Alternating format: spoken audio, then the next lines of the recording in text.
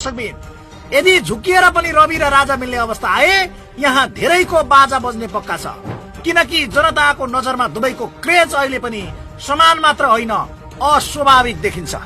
ज्ञानेन्द्रले फागुन 25 मै खतराको मिसकल दिइसकेका बेला चैत्र 8 मा आएर रविले पनि लामो जनाउ घण्टी दिएका छन्।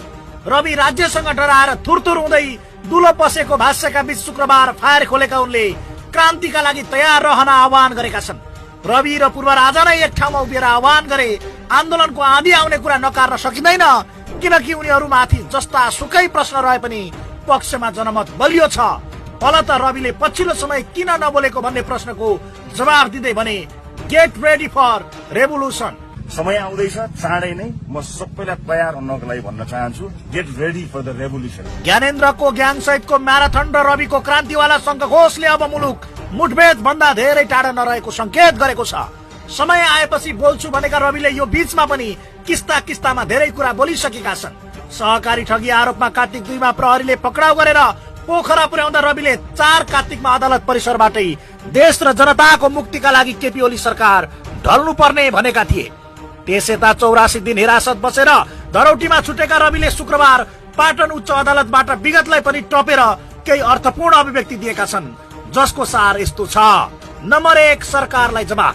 मैले बोले भने 2/3 सरकारलाई गाह्रो पर्ला, अहिले बोल्न नलगाउनुहोस्। जुन बेला बोल्छु धेरैको बोल्ती बन्द हुन्छ। सरकार नाङ्गिएको हुनाले लाज छोपिदिन म अदालत घुमिरहेको छु, ठाउँ ठाउँमा पुगिदिनु पर्नेछ। मैले सरकारले नाङ्गिएको हुनाले लाज छोप्नका लागि अहिले अदालतहरूमा घुमिरहेको सरकारको लाज छोपिदिनु पर्नेछ, म ठाउँ ठाउँमा पुग्नु पर्नेछ। नम्बर 2, राजावादीको आक्षेपपछि पत्रकारलाई जवाफ। म आवेग र उत्तेजनामा छैन, म लाइफ लाइनको कुरा गर्दैछु। तपाईँ हेडलाइनमा चिन्तित हुनुहुन्छ। म तपाईँलाई हेडलाइन दिन चिन्ता नगर्नुहोस्, म लाइफ लाइनको कुरा गर्दैछु। नम्बर 3, समय आउँदैछ, चाँडै नै सबैलाई तयार रहन भन्न चाहन्छु, get ready for the revolution. समय आउँदैछ, चाँडै नै म सबैलाई तयार हुनको लागि भन्न चाहन्छु, get ready for the revolution. Get ready for the revolution. आजको यो आंशिक संकेतले रवि गुप्त भएर हातमा दही जमाएर नभई सरकारको विरुद्धमा भण्डाफोर गर्न घनीभूत गृह कार्यमा भित्रभित्रै तयारी गरिरहेको बुझ्न कठिन छैन।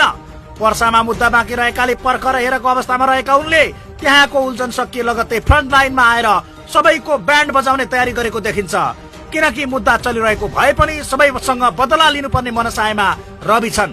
सरकारका विरुद्धमा राजावादीले मोर्चाबन्दी गरेर आन्दोलन छेड्ने तयारी गरेकै बेला रविको आह्वानले उनीहरूलाई बल पुगेको छ। जनता र नयाँ पुस्तामा उत्तिकै लोकप्रिय रहेका काठमाडौँ महानगरका मेयर बालिन शाह समेत पछिल्ला गतिविधि बारे बोलेका छैनन्, तर सत्ता शासकसँग उनको पनि फरक मत छ। यिनीहरूबाट देश बन्दैन भन्ने लाइनमै रहेका उनले पनि आह्वान गरे आन्दोलन झन चर्किने जोखिम छ। यद्यपि राजावादीको प्रदर्शनलाई प्रभावित पार्ने गरी सत्ता पक्षले समेत सडकमा मास ओह्राल्ने तयारी गरेको छ।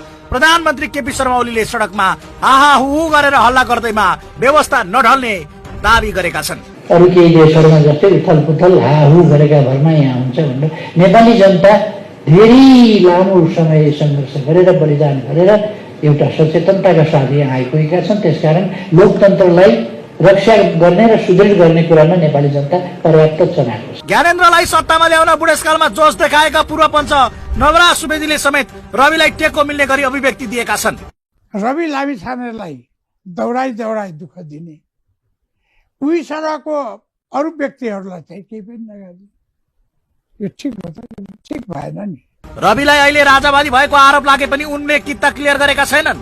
यद्यपि उनकै पार्टीका पूर्व महामन्त्री मुकुल ढकालको आरोपलाई मान्ने हो भने पार्टी खोल्नु पूर्व नै रविले पूर्व राजा ज्ञानेन्द्र शाहलाई भेटेर यसबारे छलफल गरेका थिए।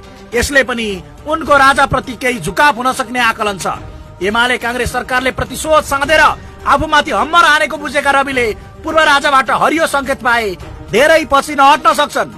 अदालतबाट धरौटीमा रिहा भएपछि रवि लामिछाने सञ्जाल र जन्जालबाट टाढिएर हात्तीगौडा स्थित निवास नै बसिरहेका बेला राप्रपाका नेता ज्ञानेन्द्र शाहीले भेट्नु र अहिले पूर्व राजा ज्ञानेन्द्रले शक्तिशाली मुभमेन्ट चलाएकै बेला रविको अभिव्यक्ति आउनुले जुङ्गा चल्यो कुरा बुझ्योको संकेत गर्दैछ। पूर्व राजाले निर्मल निवासको द्वार खोलेकै बेला गुप्त भएका रविले पनि आफ्नो तपस्या भङ्ग गरेर मौनता तोड्नु संयोग मात्रै नहुन सक्छ।